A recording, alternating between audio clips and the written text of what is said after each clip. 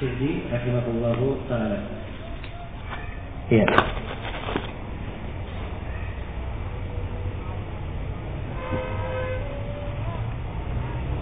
Baik, kita akan membaca hadis yang ke-33 yang disebutkan oleh penulis di sini.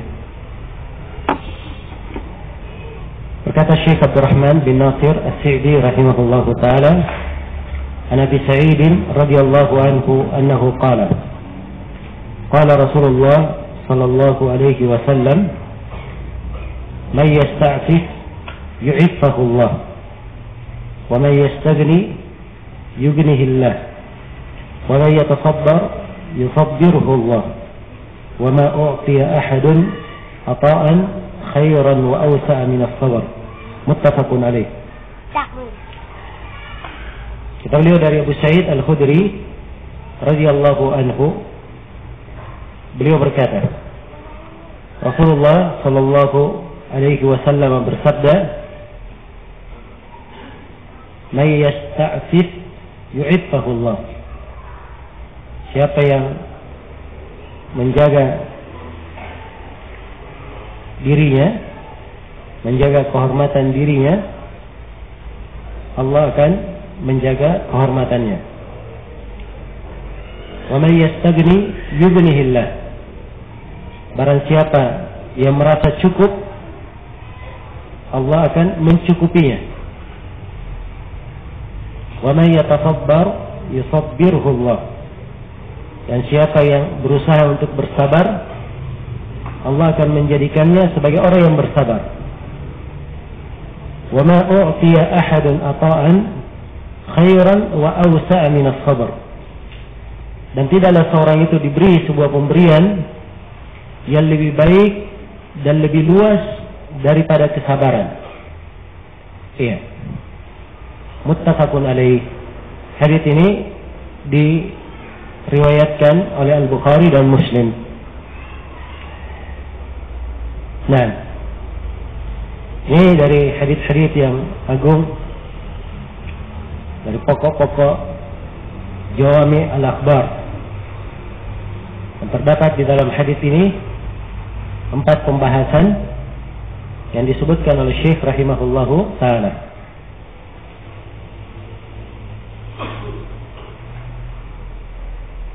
Kata beliau, "Hadzal haditsu ishtamala ala 4 jumalin jami'atin nafi'ah." Sungguhnya hadis ini mencakup 4 kalimat yang jami'ah, 4 jumlah yang sifatnya jami'ah, mengumpulkan berbagai makna nafi'ah dan sangat bermanfaat. Ihdaha qauluhu wa man yasta'fif yu'iffahu Allah. Yang pertama adalah sabda beliau, barang siapa yang menjaga kehormatannya, Allah akan menjaga kehormatannya. Watsaniya, dan sabda beliau, qauluhu wa man yastaghni yughnihi Allah. Barang siapa yang merasa cukup, Allah akan mencukupinya. Dan perlu saya ingatkan ya bahwa ini hadis Abu Sa'id Al-Khudri ada asbab al-wurudnya, punya sebab wurud, sebab yang menyebabkan Nabi mengucapkannya. Iya. Jadi waktu itu datang kepada Rasulullah SAW harta upeti atau harta jizyah.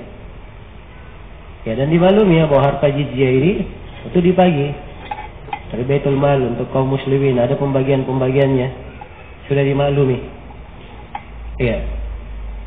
Maka para sahabat radhiyallahu taala anhum datang, ya, meminta kepada Nabi sallallahu alaihi wasallam. Terus Nabi memberi hingga habis yang berada di tangan beliau. Tidak ada lagi yang tersisa. Iya. Setelah itu beliau mengucapkan hadis ini. Wa man yasta'fif yu'iffahu Allah. Siapa yang menjaga kehormatan dirinya, Allah akan menjaganya. Iya. Wa man yastaghni yughnihi Allah. Dan barang siapa yang merasa cukup, Allah yang akan mencukupinya. Ini luar biasa ya. Kalimat yang sangat agung.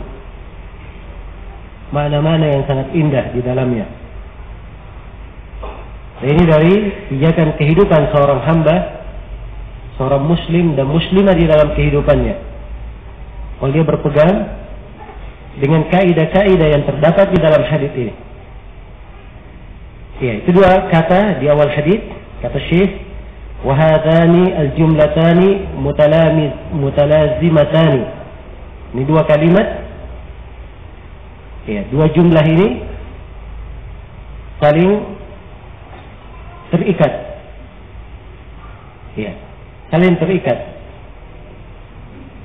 Menunjukkan mana keharusan antara keduanya. Kata beliau, fa inna kamal al-abdi fi ikhlasihi lillahi raghabatan wa rahbatan wa ta'alluqan bihi dun al-makhluqin. Karena kesempurnaan hamba itu,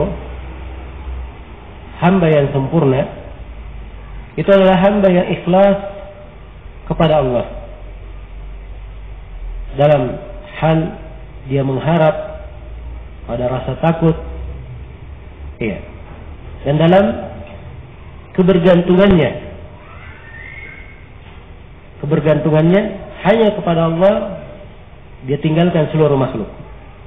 Itu kesempurnaan hamba ya. Iya. Kesempurnaan seorang hamba.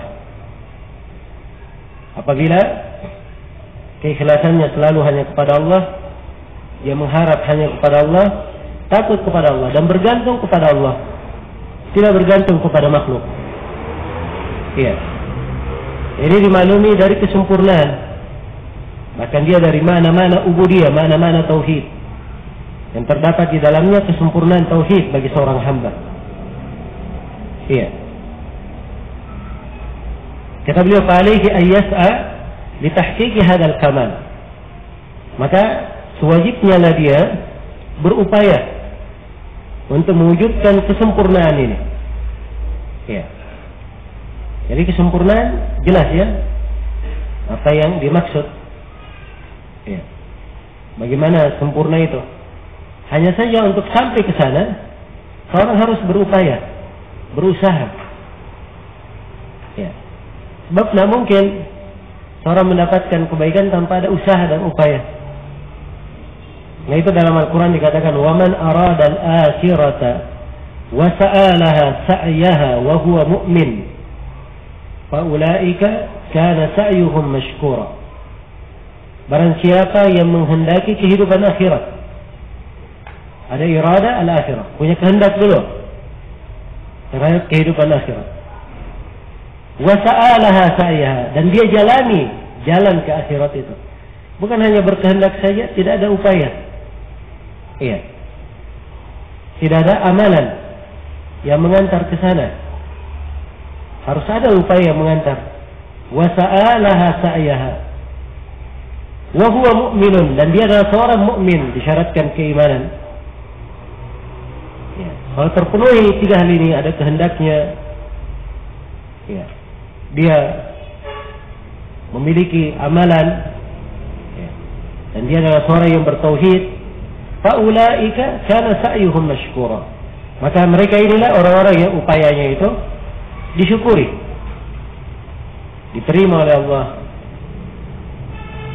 diberi pahala dan kebaikan. Iya. Jadi kata beliau, fa'alaihi an yas'a li tahqiqi hadzal kamal. Maka si hamba ini hendaknya berupaya untuk mewujudkan kesempurnaan. Wa ya'mala kulla sababin yusiluhu ila dzalik. Dan dia melakukan setiap sebab yang mengantarnya kepada kesempurnaan itu. Ya, harus diambil sebab-sebabnya untuk menyempurnakannya. Nah, kata beliau, hatta yakuna 'abdan lillahi haqqan hurran min rikil makhluqin.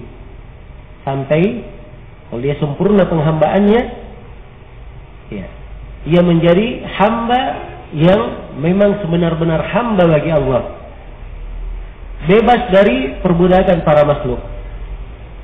Nah, ini kalimat mendalam sekali ya dari Syekh rahimahullah. Iya. Bagaimana seorang itu menjadi hamba yang sempurna milik Allah. Tidak ada jatah makhluk di dalamnya.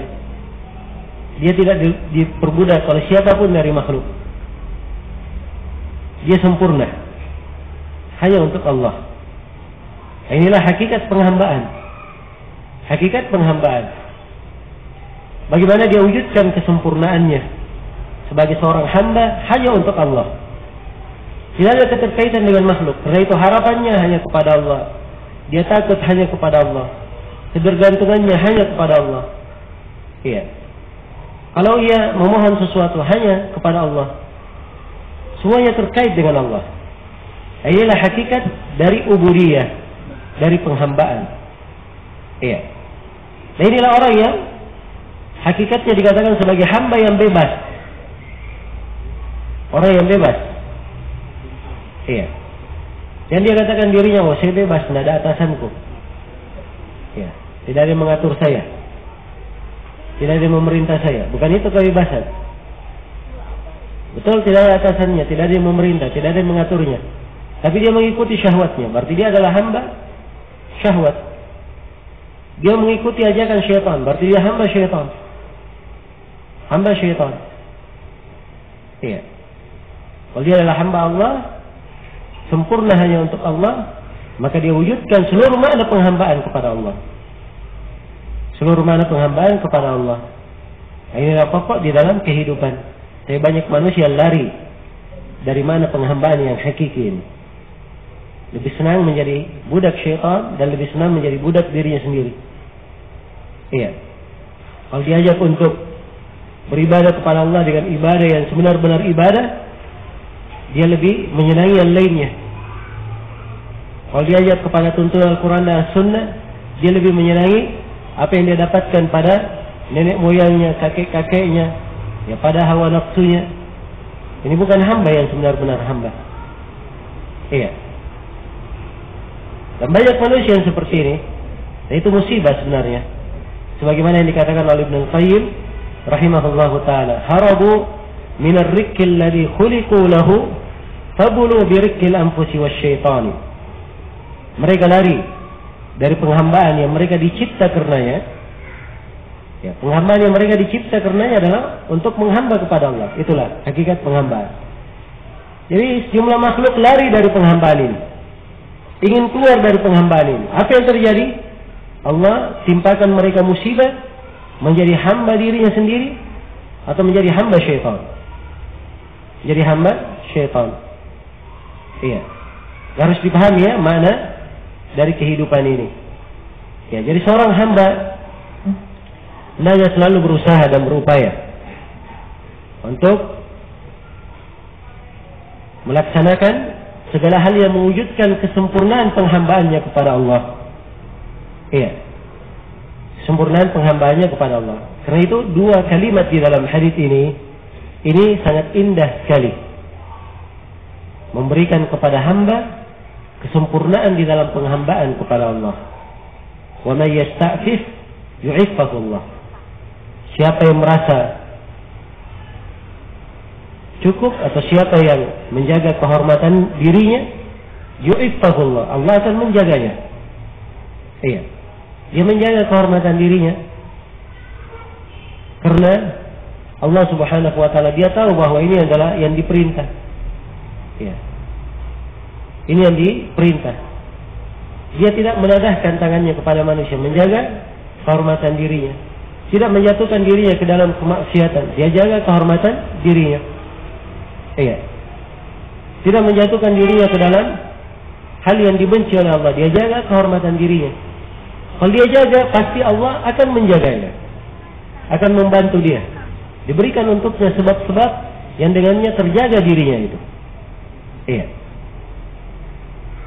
Yang menjadikan dirinya terjaga. Karena itu kata Syekh rahimahullah, dalika bi ayyujahida nafsahu, iya, an amrayn. Ya. Hal yang menyebabkan seorang hamba itu sampai kesempurnaannya sebagai hamba menjadi hamba murni hanya untuk Allah, bebas dari perbudakan makhluk, ini adalah dengan dia melatih dirinya, berjihad, memperbaiki dirinya terhadap dua perkara. Iya. Yang pertama, insirafuha an ta'alluqi bil makhluqina bil isti'fafi amma fi aydihim fala yatlubuhu bimaqalihi wala bilisani halihi. ولهذا قال صلى الله عليه وسلم لعمر ما أتاك من هذا المال وأنت غير مشرف ولا سائل فخذه وما لا فلا تتبعه نفسك. إيه فلا تتبعه نفسك. فقطع الإشراف في القلب والسؤال باللسان تعففا وترفؤا عن منن الخلق وتعلق القلب بهم سبب قوي لحصول العفة. Iya. Jadi ini mujahadah yang pertama. Jihad yang pertama terhadap diri untuk mencapai kesempurnaan. Yang pertama, dia palingkan dirinya itu dari segala ketergantungan kepada makhluk. Apa saja dari ketergantungannya kepada makhluk, dia palingkan dirinya dari hal tersebut. Iya. Yaitu dengan cara al-isti'faf amma fi aidihim. Dia merasa menjaga diri terhadap apa yang ada di tangan manusia. Iya.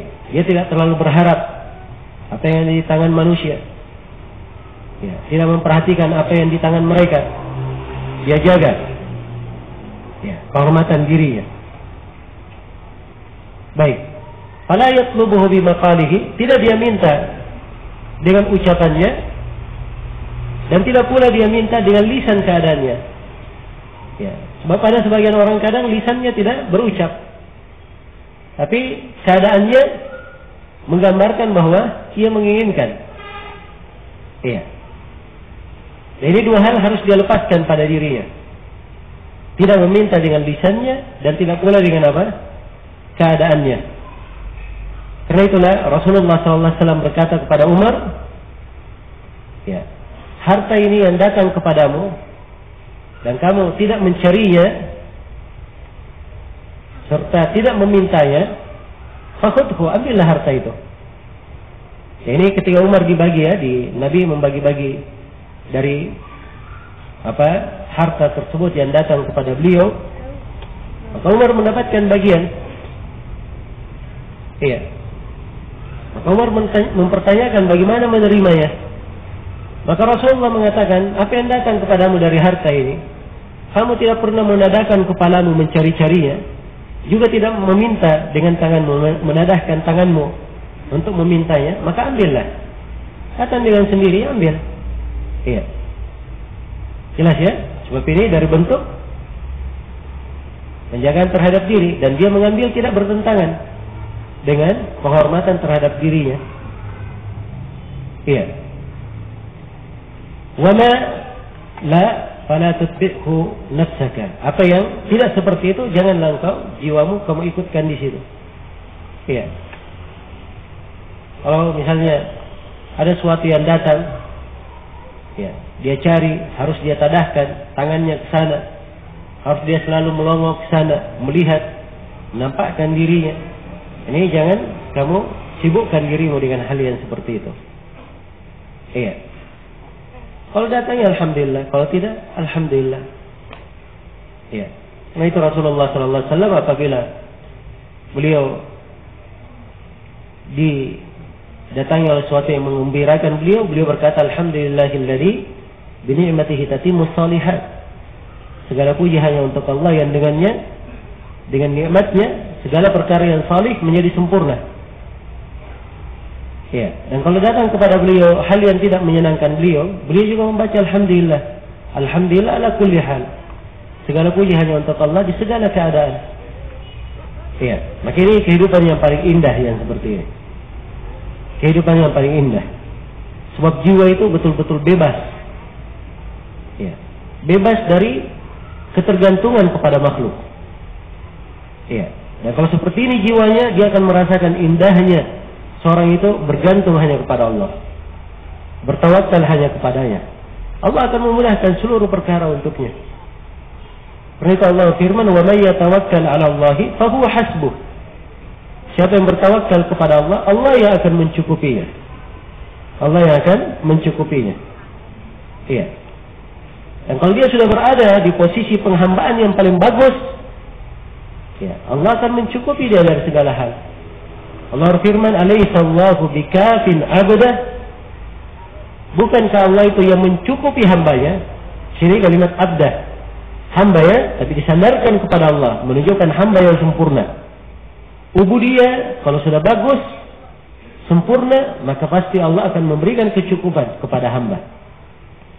Iya, memberikan kecukupan kepada hamba. Baik, maka ini adalah hal yang indah diterangkan di dalam hadis ini oleh Nabi kepada Umar tentang harta yang datang. Kalau datang begitu saja, dia tidak mencari-cari, tidak meminta, datang kepadanya ambil. Sebab kalau dia tolak, itu juga adalah hal yang dicela. Kalau dia menolaknya, tidak mengambilnya, masuk di dalam kategori orang yang berlebihan, dan kadang masuk dalam kategori orang yang bersombong. Iya. Tapi kalau dia tidak ya, mencarinya, datang dengan sendirinya, maka hal tersebut adalah hal yang tidak ada masalah untuk diambil. Kata Syekh, faqata al-isyraf fil qalbi was su'al bil lisan. Maka Nabi dengan sabdanya kepada Umar, iya, kamu tidak mencari-cari dan tidak meminta, beliau memutus segala bentuk isyraf. Ya, seorang melongokkan kepalanya, ya, selalu memasukkan dirinya, menampakkan dirinya, ya. Maka diputus isyraf ini dalam bentuk hati maupun ucapan, permintaan dengan lisan. Ta'affufan wa taraffu'an an minanil khalqi, agar supaya dia selalu menjaga dirinya dan mengangkat dirinya dari segala minnah di tengah makhluk. Iya, minnah dari makhluk. Sebab kadang seorang kalau banyak diberi pemberian, ya, ada keterkaitan hati yang tidak wajar. Nah ini kadang mengurangi ubudiyah seorang hamba, mengurangi penghambaannya. Ya, karena itu mencari kesempurnaan itu perlu upaya. Nah, ini caranya, dia putus seluruh ketergantungan hati kepada selain Allah. Seluruhnya dia putus. Dia hanya bergantung kepada Allah. Nah itu kata Syekh di sini, wa anta'alluki al-qalbi bihim, dan diangkat, dia jaga dirinya dari menggantungkan hati kepada makhluk. Iya.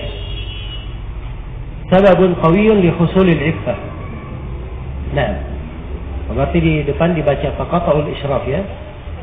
Maka memutus isyraf ini itu adalah sebab yang kuat yang menyebabkan seseorang itu menjaga kehormatan dirinya. Menjaga kehormatan dirinya. Baik, di sini Syekh hanya menafsirkan kata iffah dari satu sudut saja. Menjaga kehormatan diri dengan artian tidak meminta harta kepada orang lain. Dan memang dari sisi sababul wurud dan dari sisi matanya, kalau dilihat kepada konteks yang kedua, mana yang disebut oleh Syekh sudah sangat tepat. Tapi kalau diambil dari keumuman lafaz, iffah itu maknanya luas. Menjaga kehormatan diri maknanya apa? Maknanya luas. Bukan hanya tidak meminta kepada manusia, dia juga menjaga dirinya tidak jatuh di dalam dosa. Ya, menjaga dirinya untuk apa? Untuk selalu berada di atas kesucian. Ya, seorang anak muda yang belum mampu menikah, dia jaga dirinya dengan berpuasa. Itu namanya dia jaga iffahnya.